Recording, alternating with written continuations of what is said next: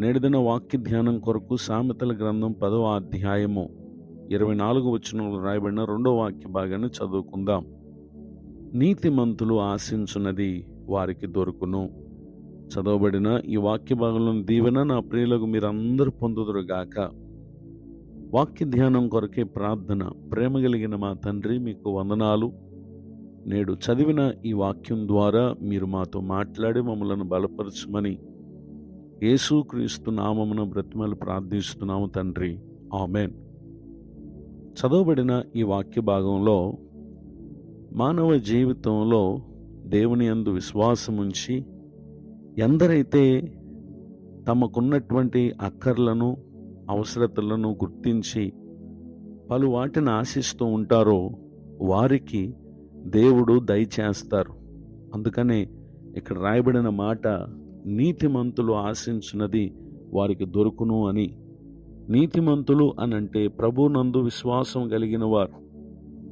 అనేకులు పలు ఆశలు కలిగిన వారుగా ఉంటారు, కానీ ఎందుకని వారికి అవి దొరకట్లేదు అనంటే సామెతల గ్రంథం 10వ అధ్యాయం 28వ వచనంలో రాయబడిన 2వ వాక్య భాగంలో భక్తిహీనుల ఆశ భంగమైపోవును అని మనం అక్కడ చూస్తున్నాం.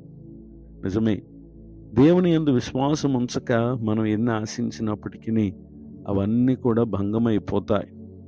పరిశుద్ధ గ్రంథంలో రాయబడిన ఒక సంఘటన మనం పరిశీలన చేస్తే యెహోషువ గ్రంథం 14వ అధ్యాయము 13వ వచనంలో యుఫన్నే కుమారుడైన కాలేబు ఇశ్రాయేలు దేవుడైన యెహోవా నిండు మనసుతో అనుసరించిన వాడు కనుక యెహోషువ అతన్ని దీవించి అతనికి హెబ్రోనును స్వాస్థ్యముగా ఇచ్చాను. నిజమే, కాలేబు అనేటటువంటి ఈ వ్యక్తి పరిపూర్ణంగా ప్రభునందు విశ్వాసం ఉంచాడు.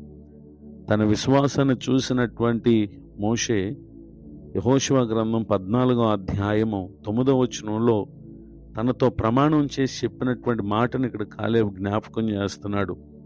నీవు నా దేవుడైన యెహోవా నిండు మనసుతో అనుసరించితివి గనుక నీవు అడుగుపెట్టిన భూమి నిశ్చయముగా నీకును నీ సంతానమునకును ఎల్లప్పుడూ స్వాస్థ్యముగా ఉండును అని చెప్పి అతడు జ్ఞాపకం చేయటను మనం గమనించగలం.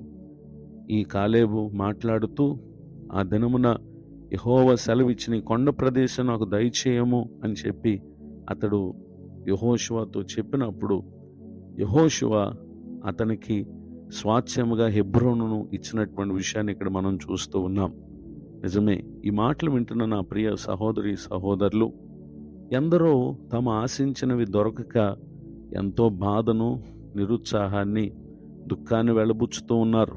ఈ దినం మన జీవిత దినాల్లో మనకు అక్కరగా ఉన్నవేవో మనం ఎరిగిన వారమే. అయితే దేవుని యొద్ద నుండి మనం వాటిని పొందినట్లు మొదట ప్రభువునందు నిండు మనసుతో మనం ఆయనను అనుసరించే వారంగా, పరిపూర్ణమైన విశ్వాసం కలిగిన వారంగా మనం ఉన్నప్పుడు మన ప్రతి ఆశ ప్రభువారు ఆయన తీర్చేటటువంటి దేవుడై ఉన్నారు. నిరుత్సాహముతో, అసంతృప్తితో కాక ప్రభువును బట్టి ఎల్లప్పుడూ సంతృప్తి గలవారమై ఆనందించే కృపకు ప్రభువారు మనల్ని పాత్రలుగా చేస్తారు. దీవెనలకు నా ప్రియులకు మీరు పాత్రలు కావాలని కోరుతూ ఈ మాటలు ముగిస్తున్నాను. ప్రార్థన. ప్రేమ కలిగిన మా తండ్రి, వందనాలు. నేడు విన్న ఈ మాటల చేత మీరు మమ్మల్ని దర్శించినందుకు స్తోత్రం. నేడు నూతన సంవత్సర దయాకిరీటాన్ని పొందిన ప్రియులను దీవించండి. మీ పరిచర్లో ప్రయాసపడుతున్న దైవజనులను, వారి సేవా పరిచర్ను ఆశీర్వదించండి. దుఃఖితులను లేవనెత్తి నిరాశతో ఉన్నటువంటి వారు మీ మాటల ప్రకారంగా అనుసరించి నిశ్చయముగా వారు తమ జీవిత దినాల్లో ఆశించిన వాటిని యేసుక్రీస్తు నామమున పొందుదురుగాక. క్రీస్తు యేసు నామమున బ్రతిమాలి ప్రార్థిస్తున్నాను తండ్రి, ఆమేన్. తండ్రి, కుమార, పరిశుద్ధాత్మ దేవుడితోడు నడిపించునుగాక, ఆమేన్.